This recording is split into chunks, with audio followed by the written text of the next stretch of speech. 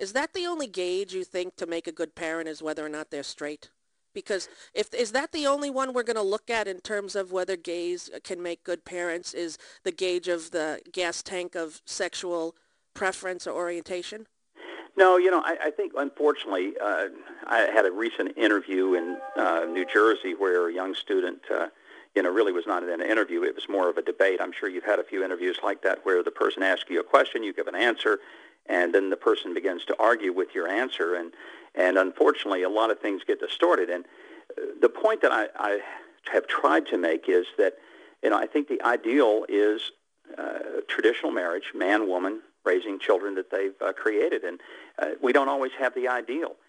When people ask me, what do I think the ideal ought to be?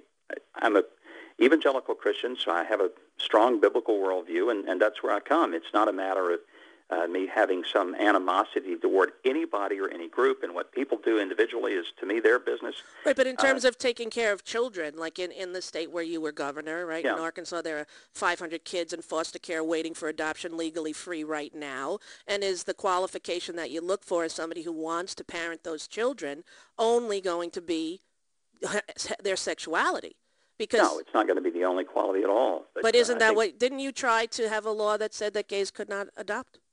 No, there was a constitutional amendment that was placed on the ballot, and it was voted on by the people. It was not something I initiated. I did support it, primarily because I felt like that it was one more way in which we were moving away from the traditional definition of marriage. But it was not an initiative that I created. It was done by the Arkansas Family Policy Council. But you supported it, and then it was overturned, right? It was just recently overturned, Yeah, right? because for those 500 kids, Mike, I mean, you have 3 children, right, or 4? I've got 3, all grown. You have 3. Yeah. For the children that are waiting, that don't have a family, do you think that it's of paramount importance to them, the sexual orientation of their parents who are going to be their forever family? I don't know what those kids think. I certainly believe that adoption ought to be a high priority, and as a person who's pro-life, I certainly think that we need to make a greater effort to put children with families who are going to nurture them and care for them and does take good care of them. does that preclude gay families in your mind? Well, Rosie, I think people have to make their own decision about what a family ought to look like. And, I'm not going to judge you or judge anybody else because I know there's so many very loving people who are in same-sex relationships and they have adopted children and they love those kids. I'm not going to judge them. I'm simply not going there. And the fact is I still believe in the traditional definition of marriage, one man, one woman for life. I'm frankly just as concerned about the extraordinary divorce rate among heterosexuals as I am about the fact that there are a lot of same-sex couples who, may not fit a traditional view of marriage. Yeah, I just think it's interesting for a guy that seems to have overcome a lot in your life. You have a lot of, you were raised by, in a poor family, right? You grew up sort Right. of poor, and you became a pastor, and the teachings of Christ is what you follow in your life. And I don't know, is that a very pious view to be? I mean, is that a pious view to you, Mike, to be No, sort of... I don't think it's about piety. I think it's about if one is, in fact, a believer and accepts that the biblical norms are the norms that we should live by. It's not a matter of being judgmental. It's not a matter of saying, I don't think you should do what you do. But when people say, what do I think is the ideal, then that answer comes not so much from my passions or my feelings. It comes from the objective Scripture that I adhere to as the basis of faith.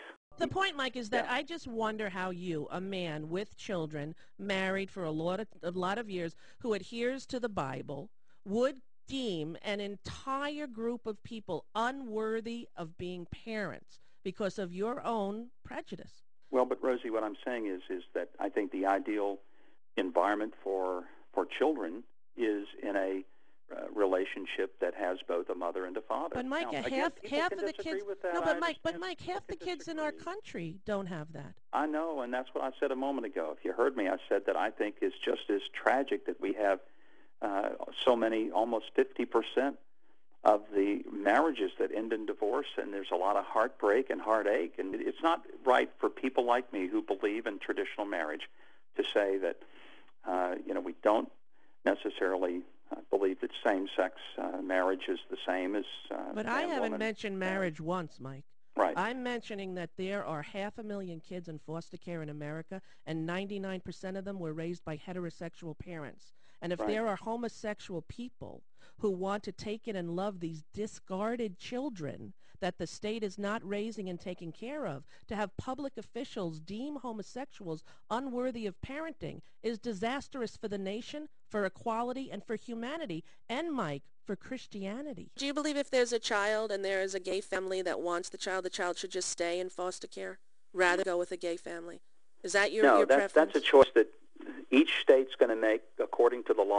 I have But, no Mike, doubt, Rosie, that you don't have extraordinary love and affection and total devotion to your children. Yeah, I I'm feel not even about gonna them the argue same that. way that you feel about yours. Absolutely. Yeah. I don't quite give that answer. But it's I not also something think that I'm maybe gonna focus upon. maybe, Mike, you should just in your mind know that ideal is really code word for heterosexual.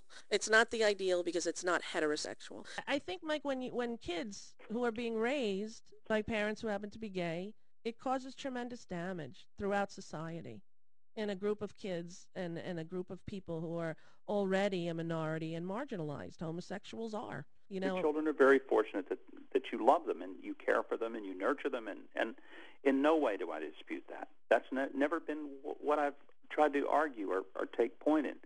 It's that when people ask me, what do I think the ideal, and I know you say that's code word, what do I think is the norm, what do I think is the optimum, I give an answer, and then it may not be the answer that you would give or that someone else would give. Yeah. Then I say, okay, let's recognize that this is an issue upon which we don't agree, but we agree that if your children are growing up in a nurturing environment, then good for them.